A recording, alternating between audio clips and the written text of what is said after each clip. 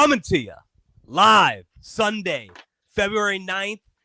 Sage, the Eagles are Super Bowl champions. They take down the Kansas City Chiefs 40-22.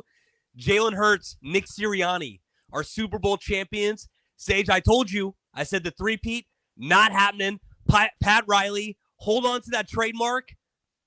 Chiefs aren't going to get it done. And Sage, it was an ass-kicking. The last 3 touchdowns at the end of the game, it was all garbage time. This was probably the biggest blowout in Super Bowl history, in my opinion. I mean, this is the most unexpected blowout I've ever seen. Ever. For some. I was not expecting. This is ridiculous, though. Even this, bro. Like, they got to 22. I mean, they needed to get to 45. They couldn't do it, but it's just from start. Like, I texted you right away. I'm like, this is bad. I'm like, the trenches are being dominated. Like, what we thought early in the season when we were questioning the Chiefs, they kicked out Joe Tooney to left tackle, but there was just no answers. There were Jalen Carter, Jordan Davis, Brandon Graham, all of them sweat. It was a meeting at the quarterback every time. Mahomes dropped back, and you started to see it in that second, third drive. He was getting happy feet, dancing around in the pocket, and it was just bad. Like, you never see this happen with the greats, with Jordan, with Brady, with LeBron. Like, you never see them like fizz like this. And it's just seeing it with Mahomes, it was shocking just to see like he's human. Well, Sage, what I'm going to say is that right away you saw they're not going to be able to block this Eagles D-line. Like, you saw, like, the left tackle, everybody was just getting eaten up, and the secondary was tight on the wide receivers. Mahomes was trying to make as much time in the pocket as possible, but nobody was getting open. And, yeah, I mean, after the first couple drives, you saw that the Philly offense was going to be able to move the ball all day. Even though Saquon, let's just be frank, if you would have told me before the game that Saquon had 25 carries for 57 yards, I would have told you that the Eagles lost the game, but they found a way because I think Patrick Mahomes lost it for the Chiefs. I think that this is the worst Super Bowl performance by a top 3 quarterback in this league's history. I put him right up there with Montana, Brady. I think he's number 2. I think he's above Montana, but this is the worst performance I've ever seen from one of the best NFL quarterbacks in this league's history. And I think Patrick Mahomes is the number 1 reason they lost. I was going to say, you're taking it almost too lightly, but then you got to think about what Manning did against the Seahawks. I was going to say, maybe the worst performance by like a Hall of Fame quarterback in a Super Bowl ever, but there was that Manning game against the Seahawks, but you can blame the O-line all you want. The game flipped on that DeJean pick, and then 100%. Right back to it with the Zach Bond pick. Like, that was it. They were still in it. Jalen Hurts throws an awful interception. You have a chance while the Eagles are just going right at your defense, and then you throw the worst interception potentially of the season, probably the worst interception you've thrown all season. Let's be honest. Like, there was that one against entire career, Sage. Yeah, it was 10-0. Bad. It was 10-0. Yeah. The Chiefs' defense looked like they were going to be able to stop the Eagles' offense a little bit. They were able to move the ball, but the Chiefs' defense was doing enough to stay in the game. You throw that pick to DeJean, backbreaker, right before the half. I think there was about 2:30 left in the second quarter there, and then you think that they're going to go on a drive, try to get one score before the half, maybe get what do they call that? A double dip at the end of the halftime, headed into the second half. Then you throw a pick. I think 2 plays later they hit A.J. Brown on a 15-yard touchdown. The game was over. The game was over right there when it went 24-0. In my opinion, I said there's no way the Chiefs are going to be able to come back, and I think Eagles fans even knew. Like, I think the entire vibe around the Super Bowl was that this game's over. There's no way this is happening. Chase, I'm probably the biggest Chiefs are always going to do it. Chiefs are going to find a way guy. I said, like, when it was 17-0, you said Chiefs will make it interesting. I said, dude, this is more Seahawks-Broncos than it is Falcons-Patriots. People were like, oh, this is Mahomes' moment. Like, this is going to be the 28-3. You can just tell right away. I mean, when a team dominates you in the trenches, the first series, right, both teams punted, but it felt so different. The Eagles go all the way down, probably should have scored, right? Well, maybe one of the worst offensive – or yeah. Go. What? No, I was going to bring up exactly what you brought up. Yeah, maybe one of the worst offensive pass interferences you've ever seen, right? Whatever. They said it's 4th and 12, they punt. Chiefs right away. Get a first down, then they go 3 and out right after it. Eagles get the ball back, march all the way down and score. And it just felt so different. It was like when the Eagles got stopped, it was a dumb mistake by Hurts. Them kind of getting screwed over on a terrible call. But they were moving the ball at will from start, and the Chiefs were flustered. That O-line was just dominating. It was really Bucks Chiefs all over again, where the guy, even when he had an opportunity, was making terrible decisions. That was the most un-Chiefs game you'll ever see. Terrible decisions by Mahomes. Him and Kelsey never on the same page. Kelsey looking as washed as ever. Him and Hopkins not on the same page. Him and Hollywood Brown not on the same page. Andy Reid looking flustered. And on top of that, the penalties that your team never commits on special teams, on defense, on offense. It was so, for a team that was going for history, I said they're going to step up and seize the moment. The moment got them. The moment won. They weren't ready for it. The pressure clearly got to them, and they weren't ready. And it was good. I was going to say, I think this was the one game that I've seen in this entire Chiefs run where they did not look like the more organized, set-up football team. You got to give credit to Nick Sirianni. They were on top of their shit, and the Chiefs had big penalties, big mistakes. I think this is the worst Chiefs loss in this entire run with Patrick Mahomes. It's like career. It's career defining. Like, this was it. This was your opportunity to put yourself in the GOAT debate. I can never put him in there ever again. I swear. Is this almost like a LeBron 2011 finals against Dallas where it was just so bad that you think that this was worse? This is way worse. Because he's established. He's going against Jalen Hurts, and he's been there before. And that's what you do, right? Like, it's seizing the moment. We're like, you can come back from this, but let's be honest, right? Like, he really hasn't ever played a start to finish great Super Bowl. This was kind of your opportunity to do it. This was your opportunity to do it. They, like, you saw the stat. They've trailed by 10 in every Super Bowl they've played. And I don't know, like, people were waiting for it. I said it. I was kind of right where I said, I don't think the Chiefs are going to even try to run the ball. They're just going to put it in his arm. And they did. And he made chicken shit. He couldn't do anything with what he had there. I mean, off read, he had guys open. I mean, he escaped the pocket. He had Hopkins open on that one drive to preserve the drive.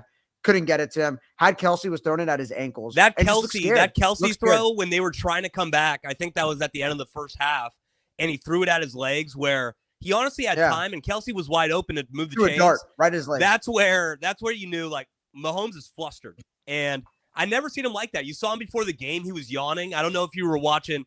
This was a pregame, maybe like 2.5 hours before, but he looked relaxed. But I don't know. It just didn't seem like he was on it today, right from the jump. And it's funny because we're going to look back at his stats and say Mahomes didn't play that bad. This was honestly just the Chiefs' defense led up the entire game, and Jalen Hurts took the game over. But in reality, this game was over right when the second half started. Go ahead. I was going to say, it was halftime. It's 24-0, and Saquon Barkley has 12 carries for 30 yards at the half, and you're trailing 24-0. That's a recipe for disaster. This is the worst team to be behind against. You're behind 24 in the Super Bowl. Because I said, like, even if the Eagles don't score, they might not even have enough possessions to get to 24. Because the Eagles, even if they don't score, they're going to get 6-7 minute drives. And it's just basically just you versus the clock at that point. Like, they're the worst team to be trailing against. I was about to say. That's when people were trying to draw that Falcons comparison. I'm like, dude, the Falcons, if they get stopped, it's like a 1 minute drive, a 2 minute drive, because they're passing. With this team, it's like no matter what. And I thought the Eagles called a terrible game. The run on the refusal to run on some of these short. How could you say they called a terrible game, Sage? They were up 34-0 against a team about to go for a three-peat in the Super Bowl. Are you still not going to give any of the Eagles credit for what happened in this game?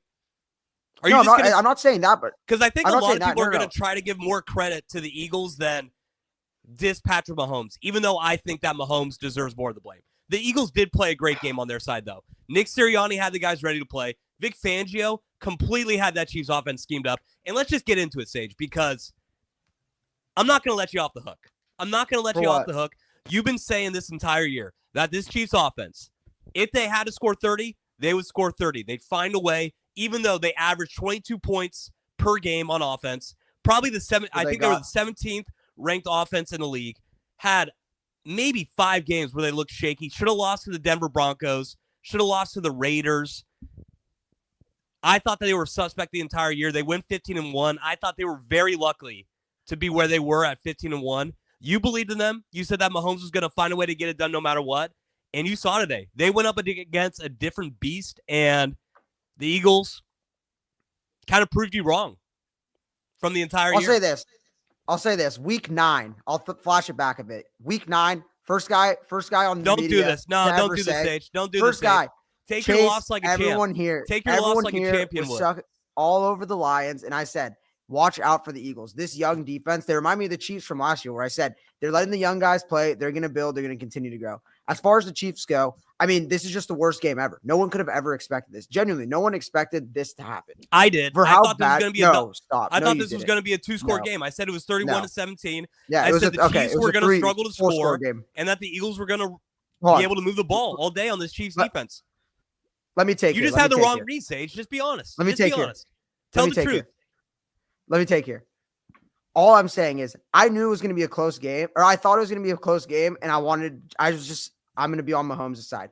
Once it started to get, 7, 14, I was like, it's over. Like, you just knew it was over. You could see it right away. I'm never going to be beholden to a take. I just react to what I see. I'm not going to be a schmuck here and just like always be like, do you know what? I stuck with this. I'm going to die with this. I'm going to make a million excuses for why this was wrong. This was right. I watched that game. The Eagles were clearly the better team. I had told you, like, they've been the best team all year. This is career defining. This makes me look at the Chiefs, Mahomes, everything in a new light. Like, I will never be able to get this out of my head. Like, this was really bad. Like, really, really, really bad, because this isn't the first time. This is the second time now you've gotten blown out in the Super Bowl. That's something that never happens to the greats. Like, you fool me once, shame on you. Fool me twice, shame on me. Right? Like, I can't let it happen again, because you saw it. Like, they had the O-line.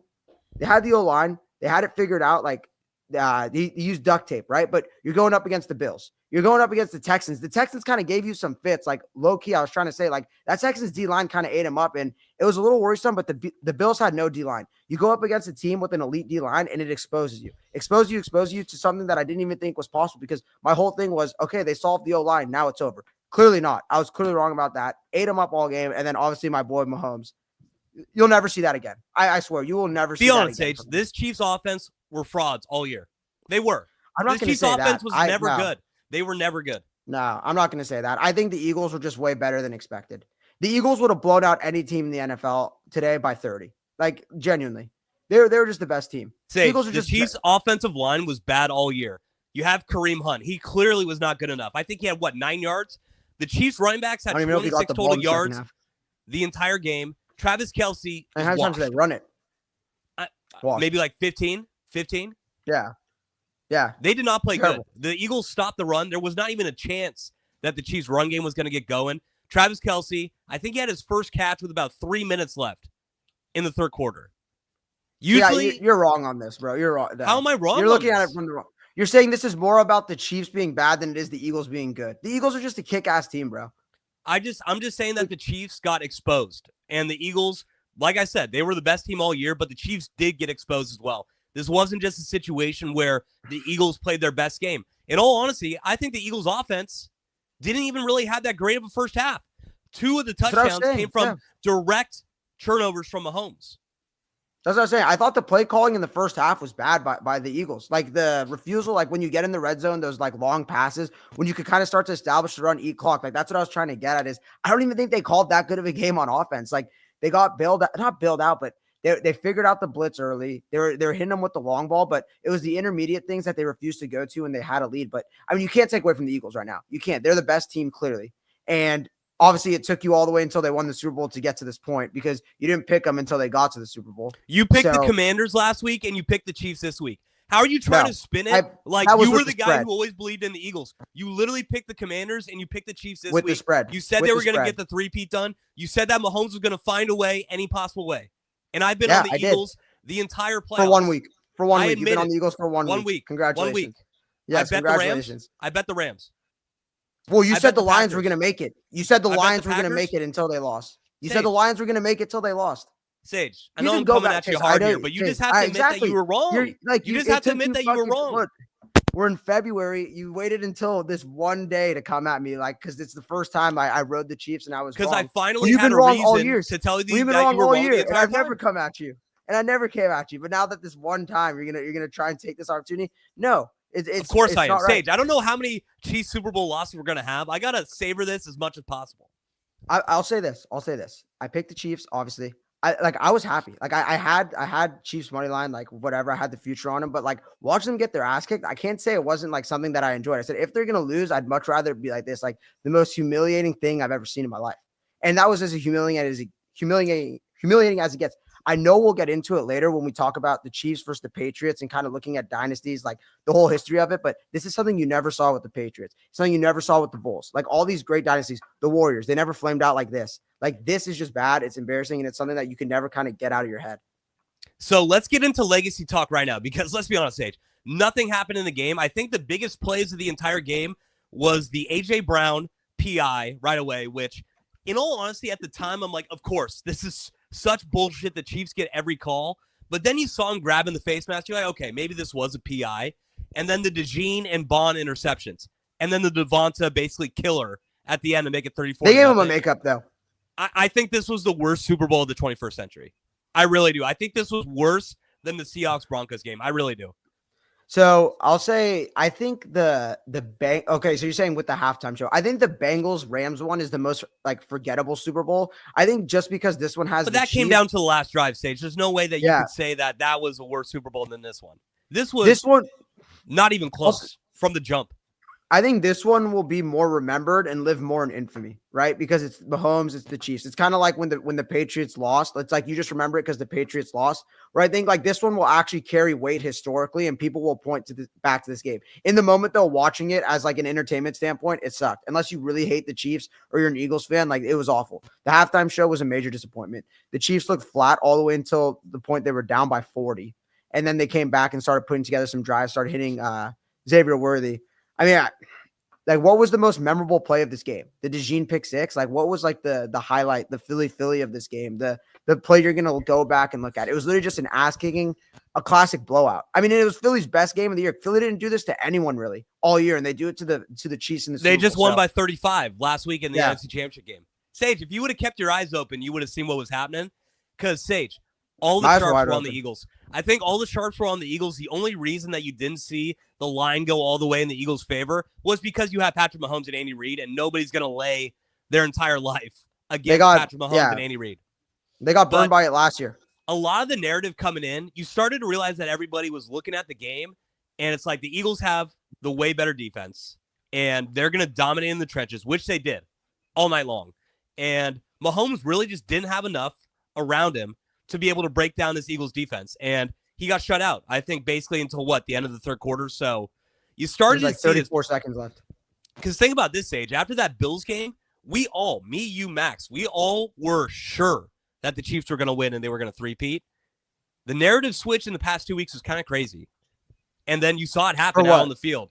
They got their ass kicked all night. I think we underestimated the NFC all year. It just all year just felt like whoever comes out of the AFC, that's going to be the Super Bowl champion. That's who's going to be, hoisting the Lombardi. But I don't know, like it's just so funny to think, right? Like how the Eagles were kind of being viewed the entire year, and people didn't really take them seriously. I felt like until like the last 2 weeks of the season, or maybe even before that. And then once Jalen goes down, it's like you don't know what to think. That first game, they looked shaky. The second game against the Rams, it felt like they could have lost. They kicked the shit out of the Commanders. They kicked the shit out of the Chiefs. Like it was so weird because when you look at them at whole, like everyone's on their A game, right?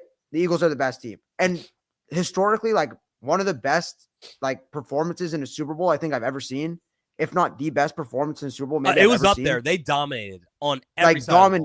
Domination. Like they even look in the sharp. Special teams, like it just looked like a mismatch. Jake Elliott. Like, Jake Elliott. Jake Elliott. I think I tweeted last week. I said Jake Elliott's going to be the reason the Eagles won't win the Super Bowl. But he was on fire. He was on fire. Yeah, you don't see me bringing that up on the podcast. No, but Cooper DeJean got 10 yards on every punt. And, just on every side of the ball, the Eagles dominated. Sage, I think that's really it for the game. So I kind of want to talk about this because right after it hit zeros, I was kind of thinking about it. I'm like, this Eagles team's going nowhere. Like, this Eagles team is going to be here to stay for the next 5 years. You have Jalen Hurts signed. They're only going to get better. You have Saquon Barkley, A.J. Brown signed. And that defense is young. And, I mean, how many rookies do they have on that defense? 2 to 3 that are starting in the secondary? So they're not even going to get paid for 3 more years. Yeah, no, they're cheap. I mean, the next guy up is Jalen Carter. You're going to pay him. You're going to have to pay him. But other than that, it's like, who are you really paying on this team, right? I mean, A.J. Brown, obviously. Devonta Smith's not that expensive, but you go to the defensive side of the ball. Nakobe Dean, I think he's still on his rookie contract. Quinyon Mitchell, Blankenship. I don't even know what the hell a guy like that makes. Darius Slay is probably the only only guy, I guess, maybe on a big contract. Who else would be there? I mean, Josh Sweat. I don't know how much he makes.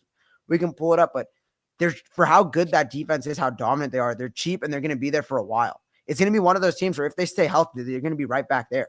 And it makes you look at them in a whole new light now. Now that they did it, you look at that loss 2 years ago, and it's like if they win another Super Bowl here, you start to think like mini dynasty almost. It's kind of weird because like how bad last year was for them, but you kind of start to like, damn, like I guess maybe we kind of slept on them. Like this whole time, they've always been one of the best teams with one kind of like weird year. And if they're right back there next year, you start to think about like historically how good this team is because they're stacked. This is the best offensive and defensive line, like on both sides of the ball. I can remember. It's the best offensive line in the league, and the defensive line's probably just as good with just young studs everywhere.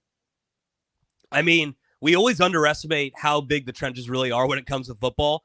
And did you see the graphic that they had for the Eagles O-line? It was like, on average, they're all 6'6", 335 pounds. And then, like you said, Jalen Carter's probably one of the biggest game wreckers in the league on that D-line. Sage, I'm going to let you cook for a little bit. I'm going to let you cook for a little bit. I came at you. I had to come at you. You were riding the cheese all day. You've been talking shit, but Kevin Burkhardt, I think, had the best point of the entire night. He said, this was probably the best offseason in NFL history. You've been a big fan of Howie Roseman. You've almost gone to a point where you've given Howie Roseman so much credit that it seems like you're giving no credit to Nick Sirianni, Vic Fangio, and Kellen Moore. But I'm going to let you cook. What do you think about what Kevin Burkhardt said there? Do you think that this is the best offseason in NFL history? You go from the 30th best defense in the league last year. You start out, I think it was 10-1. You lose 6 of your last 7 games, get bounced in the wild card round by the Tampa Bay Buccaneers. You don't know if you're going to fire your coach. You don't know if Jalen Hurts is your guy. You come back the next year, you build that defense up, and you have the best team all year, and you win the Super Bowl in blowout fashion. So we could take it back, right? You get Kellen Moore. You get Vic Fangio. Just starting from there, right? You build the culture up right away. You get 2 guys on their respective sides of the ball. You have 2 guys who could actually call plays. After 2 years ago, you lose both your coordinators. Last year, it clearly has a huge impact on your team. What do you do, right? What do you address right away? Our secondary was killing us last year. Anyone could pass on us. You get Quinyon Mitchell. You get Cooper DeJean right away. 2 young, and you hit on both of them. That's the key is you can't be like the Bills and you draft guys and then you miss like Elam. You got to hit on your picks. You hit on both of them. Jalen Carter. Yeah. I mean, I don't know what to think about Jalen Carter. Cause like, I want to say it was a great pick because it was a great pick, but at the same time, it's like he was supposed to go 1st or 2nd overall in the draft. It just teams didn't want him because of the driving incident. I get it, but you're the guy. You're like, you know what? We're going to give him a chance. Fuck it. Right. You got to give them credit. They did it and nobody else was willing to. The big thing, right? You sign a guy like Mekhi Becton and perennial bust at the tackle. And you're like, you know what? Let's try him out at the guard. Like, I know we have no use for him at the tackle, but like, let's try him out at the guard. Works out beautifully. The guy who replaced, I'm blanking right now. You get a guy replaces Kelsey.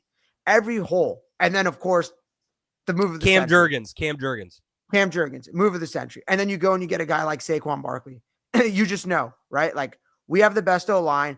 We're going to play good defense. We're going to run the shit out of the ball behind this O-line. And, oh, yeah, we're going to have the best running back to do it. And you just build a team that's almost unstoppable. You have speed. You have power. You're going to punch you in the mouth. They're going to beat the shit out of you, and they're going to run all over you. And if they need to, they could pass the guys like A.J. Brown, Dallas Goedert, who was basically a nothing today, and Devonta Smith. So just built up an absolute juggernaut. I mean, from what they were last year, how they went out against the Bucs to be here today, it's crazy.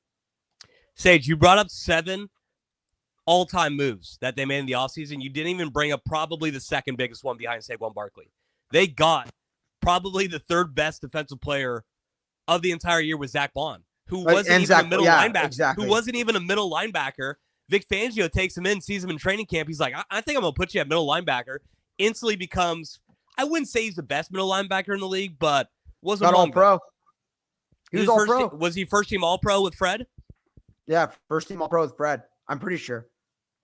He was all pro for sure. You got to give Howie Roseman credit, Sage, but I think that we really need to shift how we're thinking about Nick Sirianni because a lot of 100%. People were giving him shit because what did we see last year? He loses both of his coordinators. Then the offense isn't able to run well. The defense is one of the worst in the league. Then you're saying to yourself, what does Nick Sirianni do? He doesn't call plays on offense. He doesn't call plays on defense. He almost got fired, Sage. Like, there was rumblings. Like, people in Philadelphia wanted him out. If they lost that Rams game, I think he's gone. I swear, I think he's gone. Yeah. He brings in Kellen Moore, brings in Vic Fangio, two trusted guys, two trusted coordinators. But what you saw is that the best thing that Nick Sirianni does, he has everybody loose. He has just like the best vibes going on. I mean, you got Gilly the King from Barstool coming in, singing Blow the Whistle. Even though, like, he lets personalities flow, because I think a lot of coaches, like, especially Kyle Shanahan, what do you think he does with that A.J. Brown and Jalen Hurts situation? I don't know if he's that cool with A.J. Brown pulling out the book. They're fighting this game. Yeah, they're fighting this game. So I got to give credit to Nick Sirianni, man. He clearly, the vibes with this team was good the entire year, even though they did have some stuff going on with Jalen Hurts and A.J. Brown. He was able to steer the ship out of muddy waters, and they were organized. They looked like the better football team all day today, and that's hard.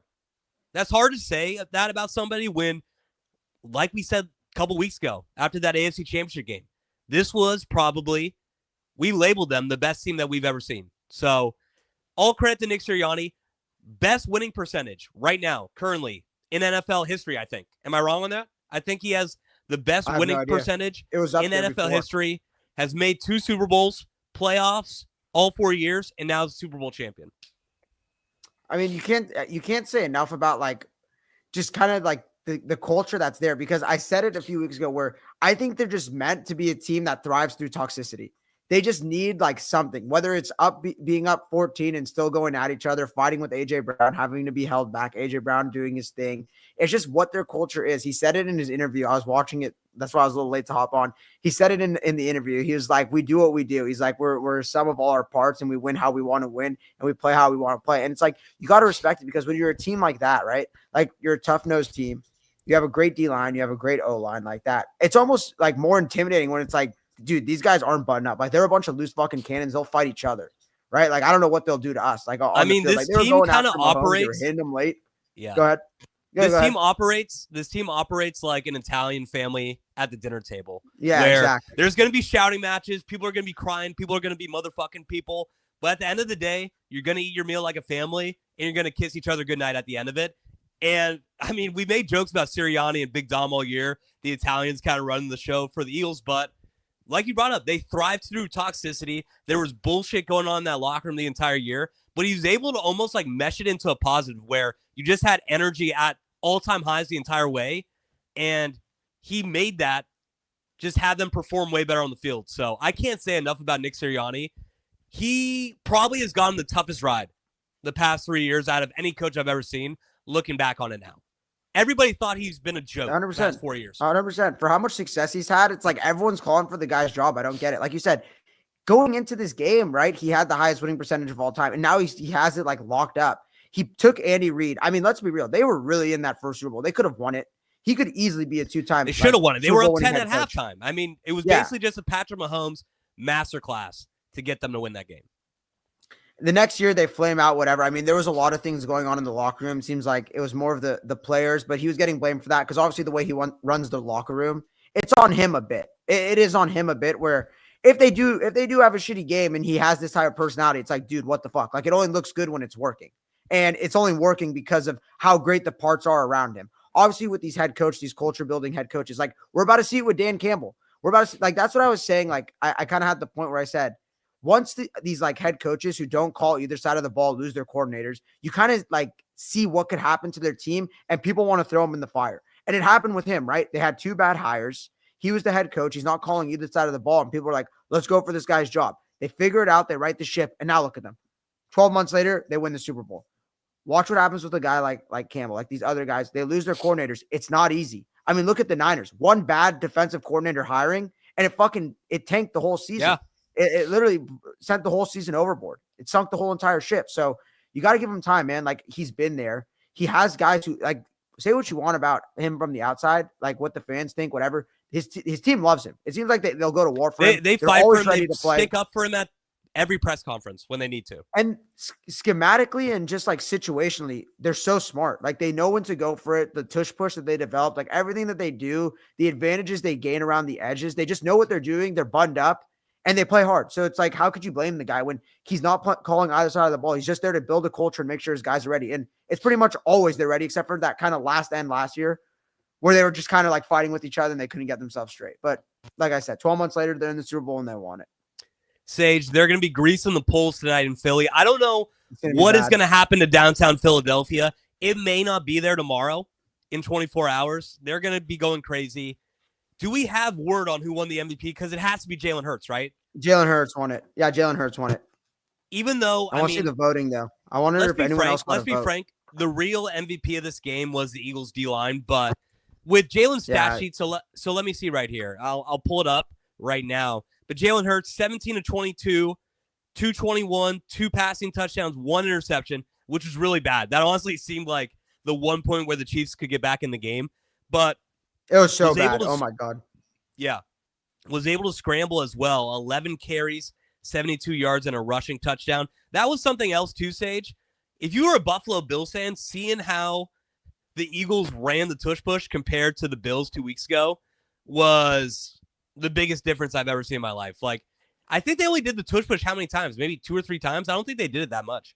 I think they only did it once. I think they only did it on the first touchdown. I don't recall them ever doing. Dude, when they got the ball, when Saquon caught the ball where he bobbled it and got down at the 4.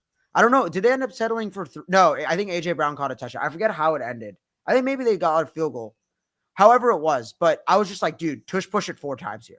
Like it's first and goal at the 4. Just tush push it 4 times. And each time you don't get it, you're just killing clock rather than like running backwards. I think they really wanted to get Saquon in the end zone. That was the problem. I mean, for everything that looked good, Saquon was the only thing that looked bad, which is funny because I said, I think the Chiefs will stop the run. It's going to be on Jalen and he'll lose them the game. They stopped the run. Jalen won them the game. You got to give him credit. Clearly deserved the MVP, I think. I mean, because the D-line, they played well as a collective. The secondary, they played well as a collective. I mean, Slay, C.J. Gardner-Johnson, Quinyon, Cooper DeJean, all these guys, they played so well. So did you see Skip Bayless? Every time Cooper DeJean did something, he was going at LeBron James because I think Reed Blankenship made a play and LeBron posted something thinking it was Cooper DeJean. So every time Cooper DeJean we all look the same, Sage. What can I say? Every time Cooper DeJean did something, Skip Bayless, all caps, hey, LeBron, that's Cooper DeJean, ... And then would just repeat whatever Cooper DeJean just did. It was the funniest storyline of the game. But I agree with you, Sage. You got to give the MVP to Jalen Hurts. He was able to hit a couple big deep balls. What did we bring up? We said that if the Eagles realistically wanted to win this game, we expected Patrick Mahomes and the Chiefs to put up 28 points, but we said they're probably going to go all out to stop Saquon. You got to find a way when they bring that corner blitz to hit a guy deep. And his deep ball was on all night. I think he hit Jahan Dotson on one that should have been a touchdown. He hit Devonta on that 34-yard one. He connected a couple times with A.J. Brown.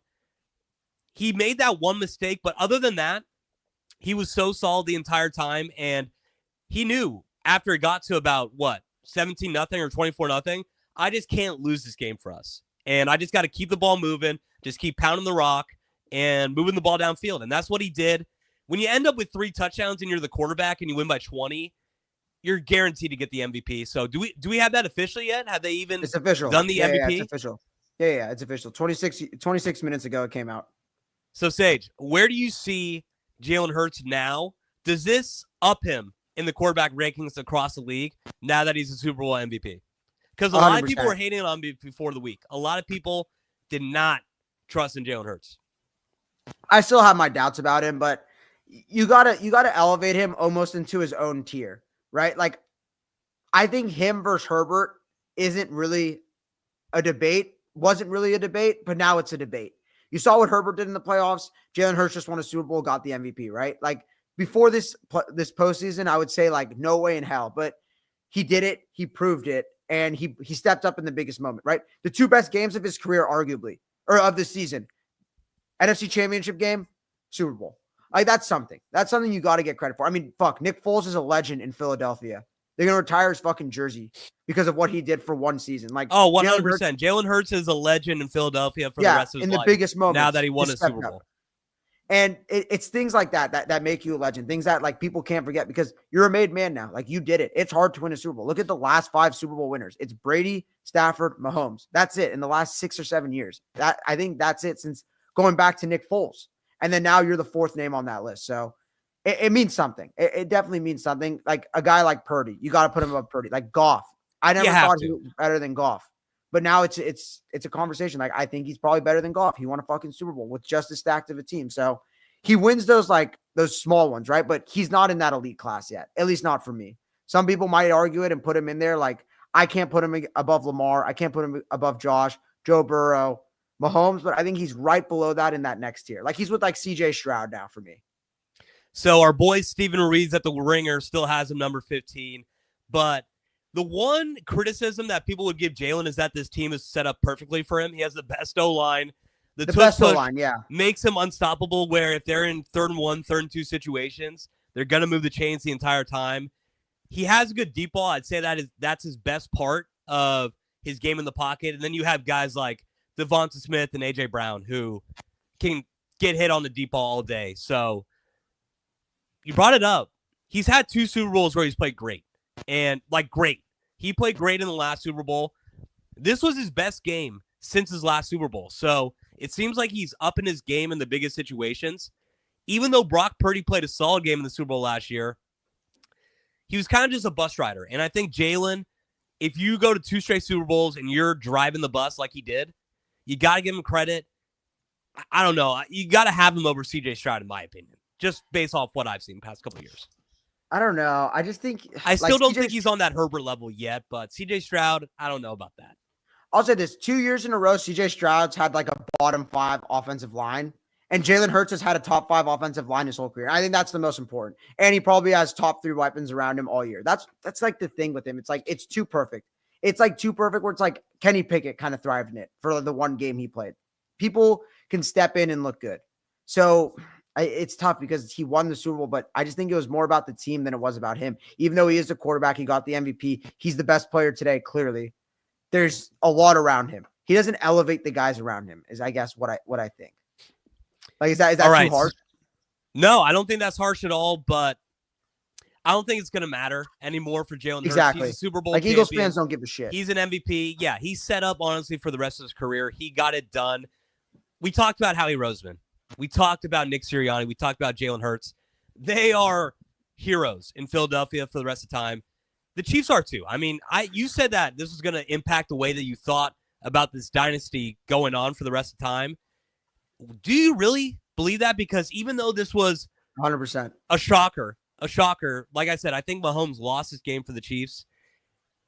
They're still 3-time Super Bowl champions. I think that Mahomes is still the second best quarterback of all time. And Andy Reid's the second best head coach of all time.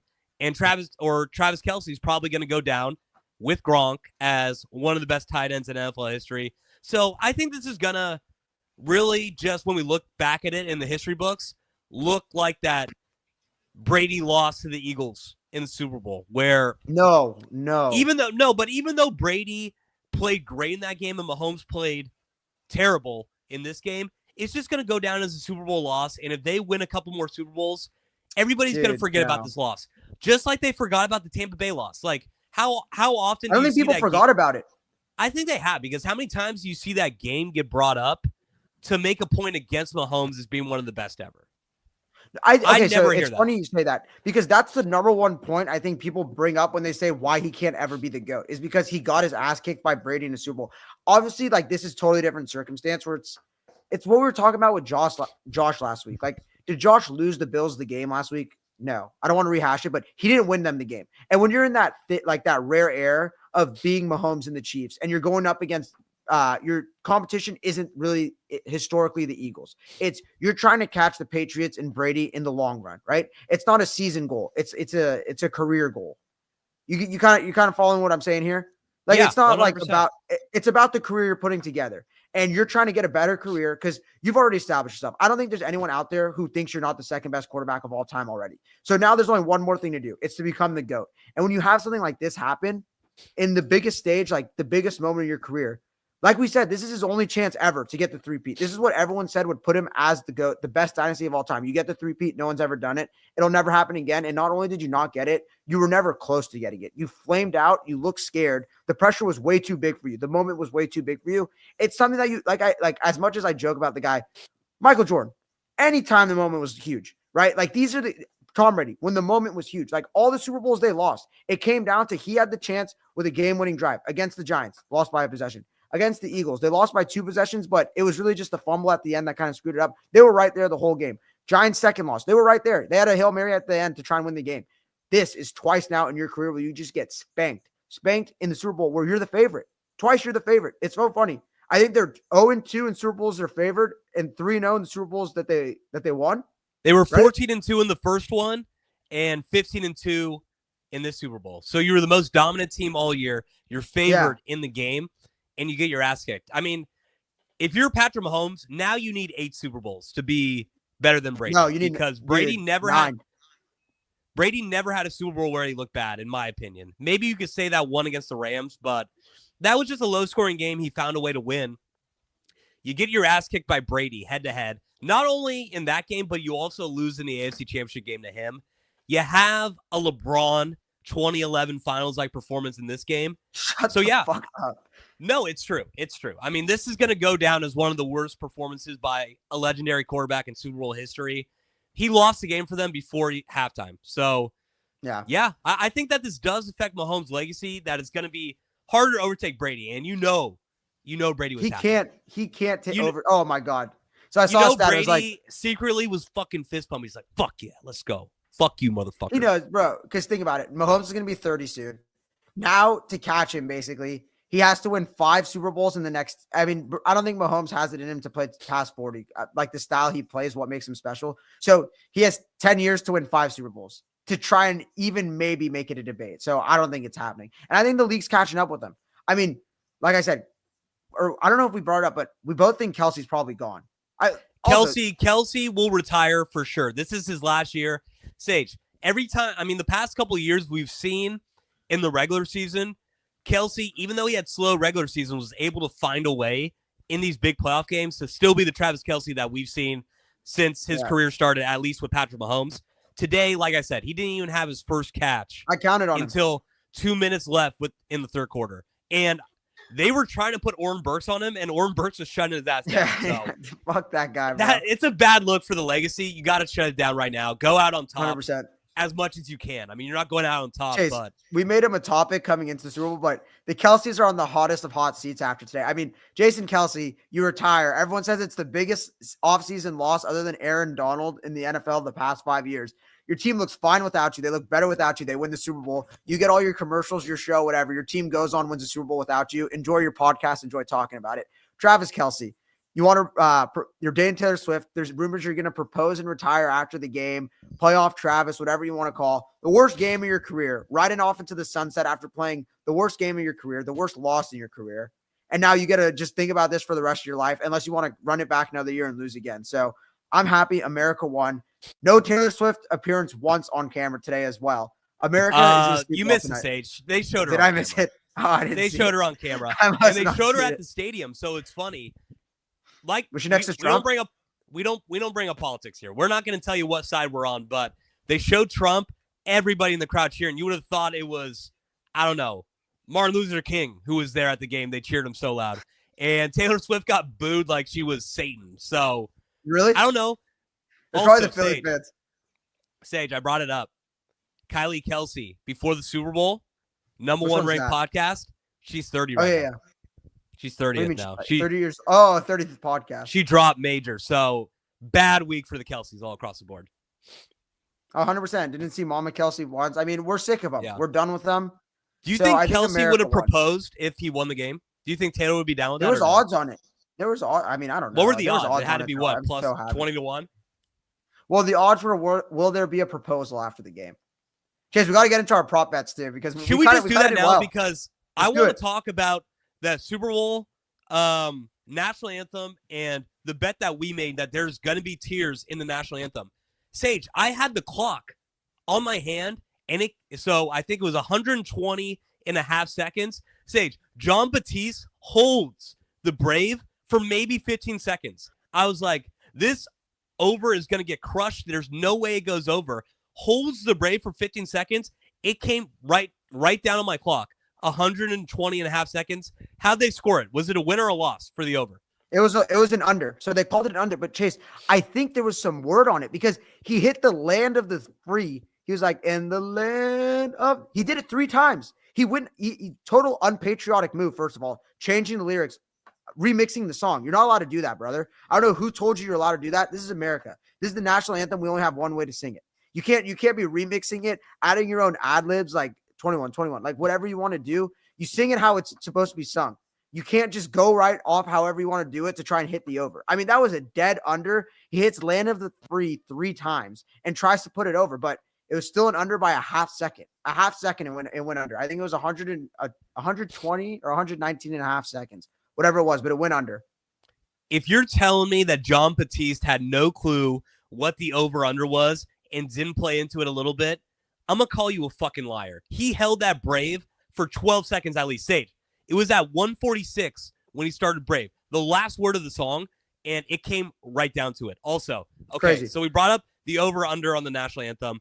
You bet that there were going to be tears during the national anthem. Chris Jones, right away, within 10 seconds, goes napkin to eye. You don't see tears. I needed that. Did they count it? Did they count it? They counted even though it. You didn't see tears. Yeah, so it wasn't tears, it was just crying, and he was crying. So they counted the napkin to the eye. You'll see the clip somewhere because this was a huge bet. This was the first prop bet I gave out. I said, you have Nick Sirianni, you have Chris Jones, notorious criers, crybabies, whatever you want to say. Yeah. Emotional guys, wear their heart on their sleeves. They're gonna let a few tears loose. We respect it. We accept it about them.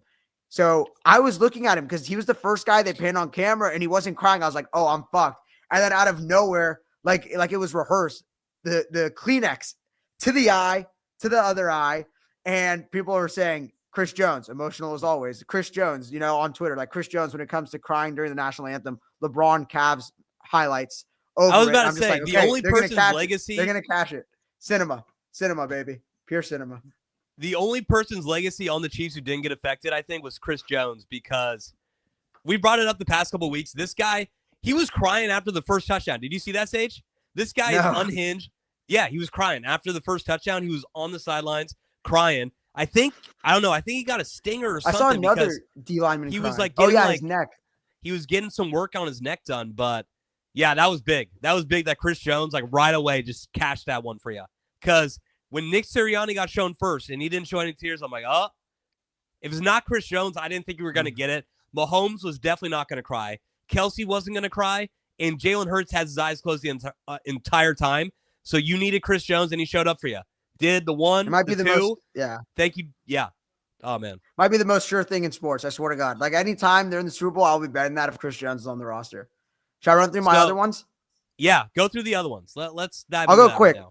So the other one I gave that was even odds was first team or both teams to complete their first pass. Easy. I mean, the Jalen Hurts one wasn't easy. He was rolling out to his right, hits Devonta Smith on the sideline. I was holding my breath because this isn't good. This isn't good. Hits it. Mahomes, first play of the game, hits Juju for a first down and then, which was funny because I was like, okay, here we go. Chiefs are rolling. And then from there, just shut out. But I got the pass I needed. Then the last one, the plus 1,500 one I gave out was the octopus. I had 3 chances to get it. The Chiefs went for 2 on all 3 of their touchdowns. Couldn't get it once. I think it was DeAndre Hopkins caught one, couldn't get the touchdown. I think Xavier Worthy had 2, caught him, couldn't get the 2-point conversions, but went 2 for 3. I mean, for prop bets in the Super Bowl, that's all you could ask for. You could be happy about it, especially when the third one was a long shot, just trying to, hit a Hail Mary on it. So I was pretty happy with my performance. I don't remember what you did. Yeah. I don't remember what you did. Run me through it. But we didn't talk about the over-under in the game as well. The Chiefs coming back late saved the over because it looked like it was just going to be Eagles 35-0 and that the over was going to kind of get killed. But then, of course, Mahomes scores 3 touchdowns in the fourth quarter when the game's already over. So the over hit, but my prop bet, so I got a 2-point conversion. That hit. And then, honestly, Sage, I forget. Motherfucker, what do you mean you forget? Yeah, I just forget. 2-point conversion. I forget, but you know what the worst play would have been? Imagine being a Jahan Dotson first touchdown better. Yeah. Probably like plus 3,000 or something crazy. You think it was 30-1? Probably, yeah. What the fuck? That guy has 1 touchdown the entire year. With all the guys, you could probably find it. Let's see. I'm trying to look it up right now, but when you saw it live, like they showed the replay and the ref was right there. He nods, goes touchdown. So you're like, okay, for sure, touchdown. They come back from the commercial break, clearly down on the 1. Like, it wasn't even close. So I don't know what the ref was looking at there. Want to take a guess? I'm gonna say. I'll give you on FanDuel. Guess what it was on plus FanDuel? Plus 2,200. Plus 8,500. Shut the fuck up. Swear to God, he had worse odds than Will Shipley and Samaje Perine. He had worse odds than the Chiefs defense. 85-1. If you had Jahan Dotson, 85-1, that has to be the worst beat that I can remember, especially in a game like the Super Bowl.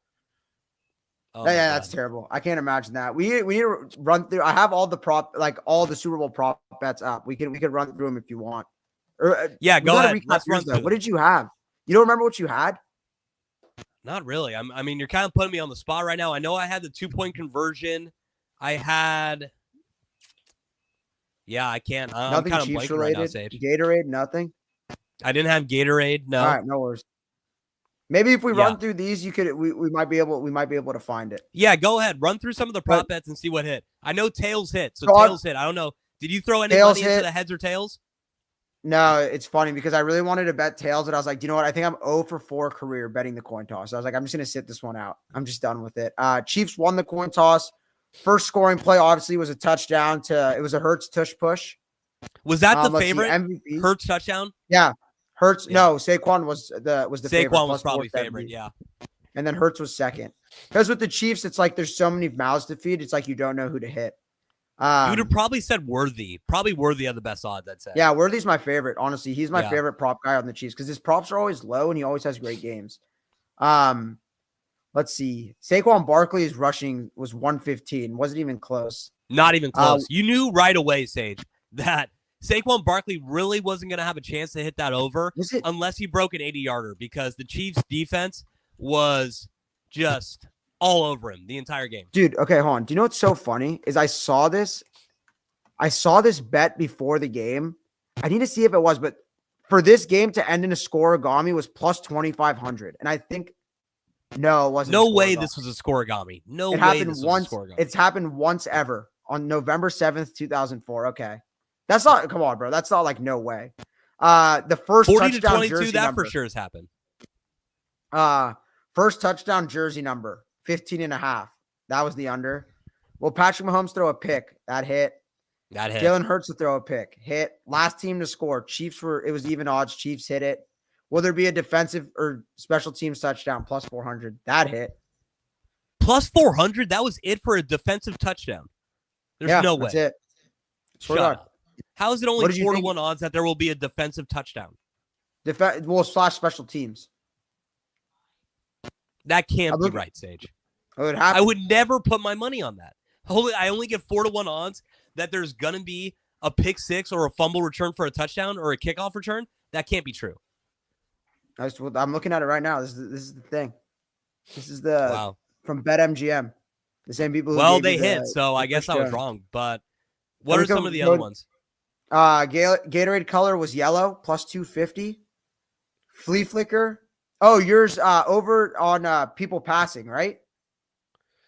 Okay, so I'm remembering one. I had All Right as the opening song.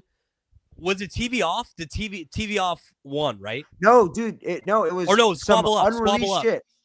It was like some unreleased shit, and then he went into Squabble Up. He did like that verse to start, and then your other bet was over 3.5 people or over 3 people to throw. To throw a pass, 2.5 people with a pass attempt. Yeah, that did not hit either. So that was 1 for 3. And then successful 2-point conversion, which is actually one of the things I actually bet on, was plus 200, and that hit. I mean, it seems like I don't know, nothing too crazy. I mean, it was just kind of like a limp dick Super Bowl. There was nothing crazy, nothing fun, no props that came down to the wire. It's just like if you had the dumb shit, it was fun. Yeah, and then we could talk about the most. Let's talk about the halftime show because I thought that was one of the worst halftime shows that I've ever seen. I love Kendrick Lamar.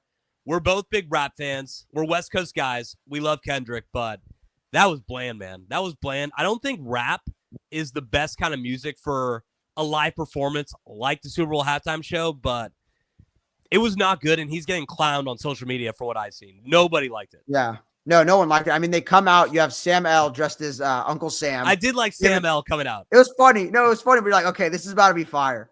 Like, I got Sam L on my screen right now, dressed as Uncle Sam, giving out some, I guess, I don't even know what he was saying. He's like, get him, K-Dot. And then he opens up, like, in his little crouch, like, doing some unreleased verse that I've never heard in my life. I'm like, dude, this is, like, we're at the Super Bowl. People don't want to hear your fucking SoundCloud raps. Like, play some fucking Humble or DNA and fucking dance for us. Like, what the hell is going on here? I don't know. And did you see there was like a protester who got on the car? It was just a mess, man. It was just an absolute mess. The dancing, when he did the run from one side to the other, he was out of breath. He couldn't rap. You couldn't hear a damn word he was saying when he was trying to rap TV off. And then he did like the whole like show off, like not show off. He was like building up, Not Like Us. Like, should I play it? Like, no, let's slow it down. And then he plays Not Like Us. He only plays like the part where he calls out Drake. I'm like, this was honestly kind of a clown show. And then the game over at the end. I was like, that was a flop. I'm sorry. It was just a flop. For what it was hyped up to be, what he could have made it with how many great songs he has. And he just played like some shit on his new album where it's like, let's be honest, like kind of a forgettable album. Like, bro, you have like let's call it 2 all-time rap albums. And you'll play one song from either. When you're Kendrick fucking Lamar. No Good Kid, Mad City was definitely a miss, in my opinion. Like, come on, bro. Like, you're Kendrick Lamar. You're going to be this generation's, like, GOAT. And you don't play any of your well-known shit. You give a Squabble Up, Peekaboo, and some unreleased rap. Fuck out of here. It's almost like they were on a budget cut. They had the same dancers just dressed in white, red, and blue. And they were just Serena Williams. They were just doing the same dances for every single song. Like you said, No Good Kid, Mad City. I thought that was bad. I did like the Sam L. SZA, I mean, I'm not a big SZA person, so I like her.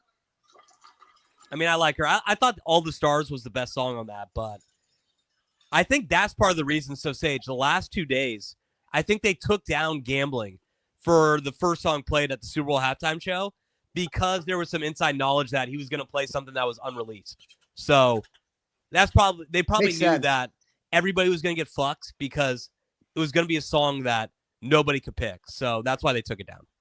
They should have done it earlier, though. There's still some people who lost some money on that from betting right when the Super Bowl odds opened up.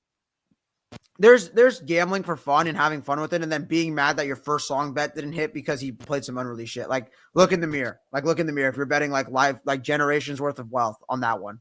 Like, there's other shit out there to bet. Like, just bet on the game or bet on the coin toss, like the rest of us. Because that one, it's just like someone knows something. It could always that one could always be fixed. You can't fix a fucking coin toss. You can't weigh the coin. Like, there's no way to do it. Where with this, it's like, oh, all the money's coming in on all right. Like, all right, play some King Kunta then. Like, play some Wesley's Theory. There's no way to rig something like that. Where something with like first song, they can stir the pot, like mix it up a little. Be like, hey, maybe like start with this. Like, no one really likes to bet that. So I never like throwing shit like that because it's such roulette and it's predetermined. I don't like it. Sage, you knew it was bad when we were texting in the group chat a minute in, like, am I crazy here or is this the shits? And I have such tough love with Kendrick, so I can't criticize him or else I'm viewed as a hater. But think about it. He is the exact people that his show and just Kendrick altogether reaches out to. We're like young rap fans who are in our 20s because you knew, like, it was so funny. My family group chat, my dad, my grandpa, my uncle, all, of course, shitting on Kendrick's halftime show. You knew every white person above 40 was going to hate the halftime show no matter how good it was. So the fact that right away, everybody on Twitter who's mostly our age and in their 30s was shitting on it too, you knew it was going to flop. I think that other than Justin Timberlake, this was the worst one I've seen. They didn't do anything special. Like, this is a Super Bowl halftime show for a concert. This should be like, you have so much money put into it. You could do whatever you want. You basically have carte blanche on what you could do for set stuff. And he didn't do anything. He was just running on the ground. And like at one point they were in a box dancing. So if you were so weird at the stadium, you couldn't even see what they were doing. I just thought, yeah, I don't know how they came up with that idea for the show. It did not hit at all, in my opinion. You did. Okay, maybe correct me if I'm wrong. It was such a snooze fest, and maybe I forgot. He didn't bring anyone out either, right? No, could you imagine if you wrote in on a bet, like, who is Kendrick going to bring out? I'm like, it's like I don't know. I have a feeling that Samuel L. Jackson's going to show up at the show. Just give me odds for that. Like, if you're with, like, a really low-time bookmaker, it's like, give me some odds. Like, I bet you that Sam Jackson's going to be out there. What do you think you could have gotten? I mean, 1,001? I don't even know. I don't know if those odds exist. You can put your bookmaker out just by betting $5 on something like that. So the only time that I've heard of something like that, did you hear about Rory McIlroy? What happened? With the guy his taking dad his club? making a bet with the bookmaker? No. Okay, no. So when he was 10 or 12 years old, he went to an Irish bookmaker and he said, what odds would you give me right now that at one point in his life, my son will win the British Open? and he made a bet card for him. And like I don't know what the odds were, but he made a bet card for him. He bet, and when Rory won, I think it was around 2011, 2012, he cashed out on that ticket. So there are some bookmakers who, if you just go up to them, you give them a random bet, they'll ticket it for you. So I don't know. I did like Sam L, but cool. If you're Drake, are you even mad? Like, you obviously kind of got called. You got called a pedophile, but everybody's shitting on Kendrick's halftime show. I think that's going to take a little steam away from the train that everybody was on with Kendrick. So even though Drake probably came into the Super Bowl expecting this to be the worst night of his life, I think he actually came out as semi a winner of this game. No, I 100% agree. I mean, he was probably watching that in his palatial estate in Toronto, wherever he's staying at, and was just like, yeah, this is totally the shits. No one could understand what he's saying. Like, this is a huge win for Canada, right? Like, the Super Bowl flopped. America's biggest product of the year flops. And then your guy. 51st state? Oh, my God.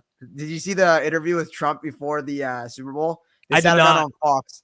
And they're like, what's next for you? And he was like, Canada's going to be the 51st state. He's like, it's better for them. But anyways, that, and then, yeah, Kendrick flopped. And then you have, like, Bleacher Report, like, all these corny-ass networks, like, West Coast won with the game over. I was like, dude, like, that's just so – that was a pre-wrote tweet. Like, you were just waiting for the right picture to have to throw it up with it.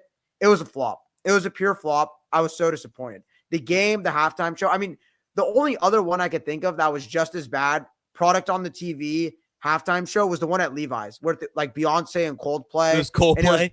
Yeah. And the the Panthers Broncos Super Bowl, like, that was disgusting too. It was just so forgettable. Like, only memorable because of how bad it was as a whole product.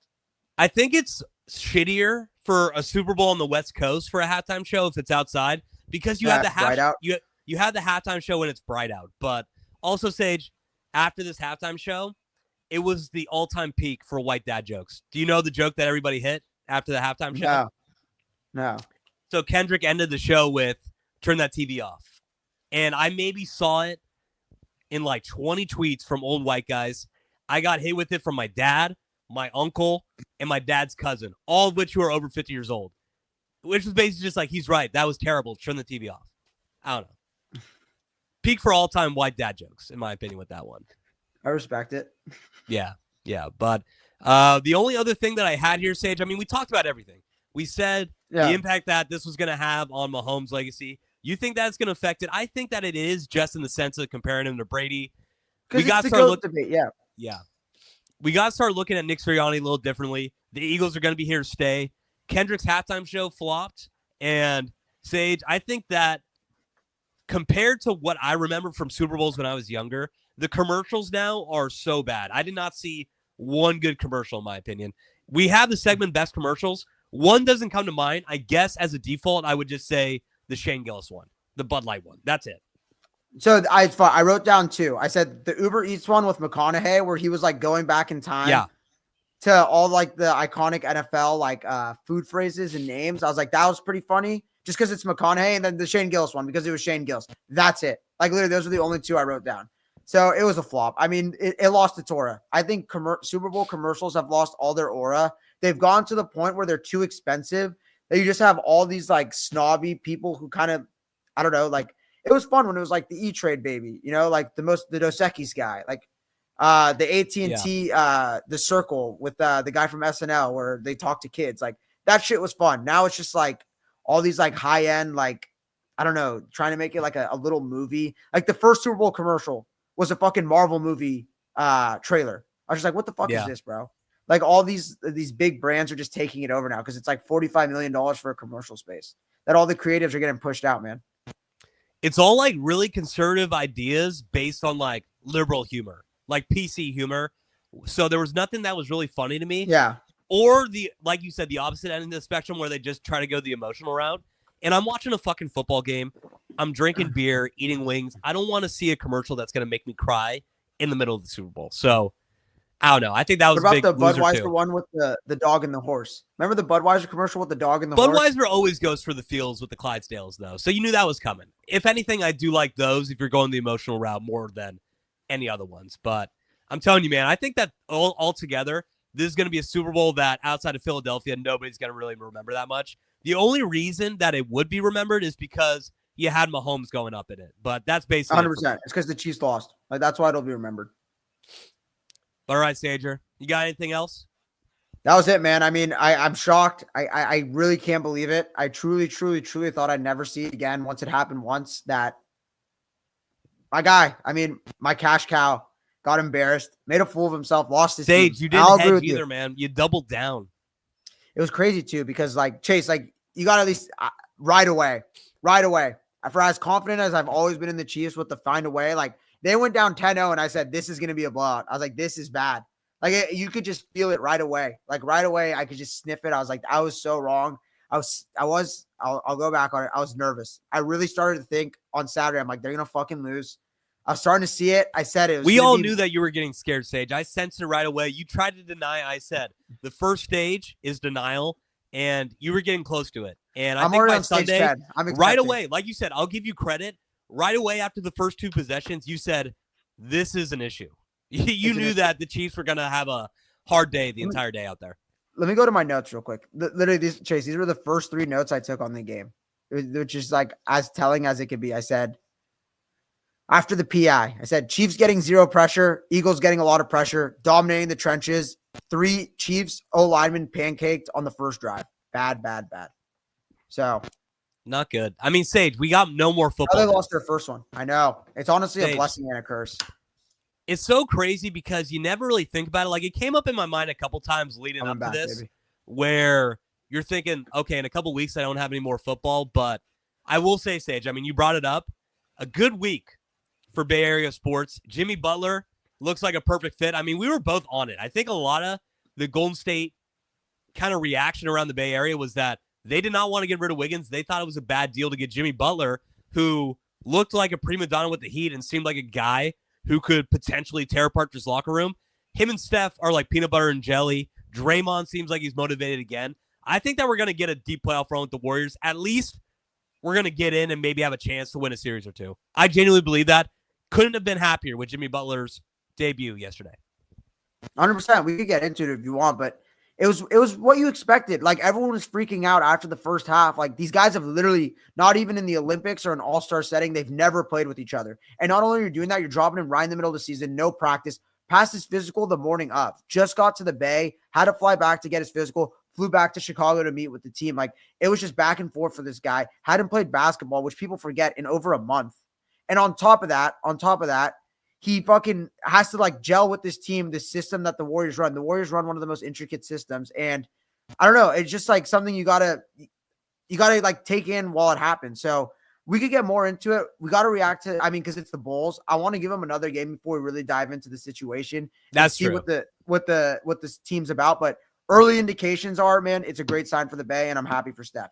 Took him getting a second option to finally fucking play right, and that's how it should be when the guy's 36. So I'm pumped on the Warriors, and they're gonna lift my spirits after the Super Bowl. That's for sure. 100%. I mean, you got the Bucks tomorrow. I don't know. Is Giannis hurt? Giannis is out for a couple weeks, right? Giannis, yeah, and Dame dropped 40 today, so he's probably gonna do nothing tomorrow. Yeah, so we'll see. But I'm very excited with what happened with the Warriors and Sage. Deebo Samuel. Okay, I know that we're about to end this here, but what was your take on that? Because my opinion was fuck Deebo. If you want to get a trade, keep it under wraps. Let John Lynch and Kyle Shanahan do their work. Don't fucking put it out on Twitter. Don't give it out to Adam Schefter to throw on Super Bowl Sunday that you want to trade. Now we have no leverage. We know that we can't bring back Deebo, so teams are going to try to pull our pants down in these trade negotiations. I don't know. I think he hurt us to a point where we could have gone in a third-round pick for Deebo potentially. I don't think you're getting anywhere better than a fifth now. So, but it's about what the market says. Like how many people want him? I can't believe it, bro. I like him quote tweeting that Schefter tweet, like with the prayer hands, like get me out of here, like kind of saying that sign. It's like, who do you think you are, bro? Like you're gonna go. It's gonna be like you're gonna be the new Shaq meme, the Shaq in the Celtics jersey. Like imagine him on the Panthers. Like that's gonna be the new meme. It's gonna be like when like Steph has a bad game. It's gonna be a picture of Deebo in his new team's jersey. It's gonna be like Steph Curry in 2025. That's what he's about to turn into. Doesn't take care of his body. Probably won't ever reach the heights that he even was last season. And you're washed. And you have a $30 million contract to back it. So good riddance. We'll do fine without you like we did when you were gone. It just comes down to like how are you going to respond to it and what you could get from it. Can we get a third round pick? Maybe. I want to try and turn him into Ty Hill, throw another pick, like try and get a weapon. But whatever you could get, it's a plus because you get him off the payroll. He was wearing an Eagles jersey this week. Looked fat. Like, let's be honest. We're body positive here. We don't like to take shots at people's bodies. Not with our athletes, though. Deebo Samuel was wearing an Eagles jersey, and he looked like a fat ass. So, I don't know. Deebo Samuel was probably my favorite 49er after his rookie year in 2019. We loved him, and now I want him to be fucking gone. I want him to be gone for probably 12 months now. So, tough situation for Deebo Samuel, but we called it. We called it at the end of the year. We said that you have to get rid of Deebo. So, maybe if anything, you knew that was going to go down this path. And, yeah, I don't know. The Eagles win the Super Bowl. The 49ers are going to get rid of Deebo Samuel. We'll see if they can come back. But, Sage, when are we going to come back to the people? We need to go a little bit deeper into the Niners offseason, what we expect from them. We're going to do a lot of Dubs talk. This is mostly going to be Dubs talk from here on out. I don't know, Sage. Are you going to want to go a lot of draft talk? Maybe a little bit here and there, but I don't know if we're going to go right out the gate talking NFL drafts. We're going to come with the topics that come to mind. Like, we're not going to force topics, like make bullshit out of the air. We're going to keep it real like we always do, and we're going to talk about the Warriors. Talk about the draft, obviously. I mean, it's the next best thing for the Niners. They have the 11th pick, 12th pick, whatever it is. They're going to get a difference maker, hopefully a blue chipper to add to the roster, which they need. Look at what the Eagles did. Had rookies, blue chippers, put their roster over the top. Niners are in that phase now. They got to do it. So it's definitely a topic we'll hit on. I don't know how it's going to come, when it's going to come. Like, we're going to get news like this Deebo thing. Probably going to come at you guys when Deebo gets traded. Hopefully he's gone before the draft. Get a pick that could help you this year. But as shit comes, we're going to release videos. We're going to do instant reactions, Warriors, whatever you guys want. Drop it in the comments. What do you want to see? 100%. That's going to be it for the episode today. The Eagles are Super Bowl champions. Patrick Mahomes and the Chiefs do not get the three-peat. Sage, the NFL season is over. Now we got Sundays to spend with the loved ones. I don't know. Maybe get into reading, go on hikes, do normal people shit. We've been degenerates for the past, 4 months when it comes to Sundays. Now we got to actually be real people in society. So figure out how to do that. We're still going to be coming at you with Warriors takes and everything like Sage brought up. Follow us on Twitter, TikTok, all that to get updates on when we're going to be streaming, when we're going to go live on YouTube. But it's been a great season. To everybody who's been watching, we love you. Thank you for the support. And please, if you're new, only up from here. Like and subscribe. Please do all that.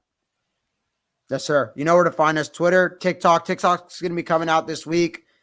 Twitter, Westbound and Down Podcast. TikTok, Westbound and Down Podcast. It's in the link. Find us. Hit us up on socials. Connect on LinkedIn. We're everywhere. That's going to be it for the show today. We'll talk to you guys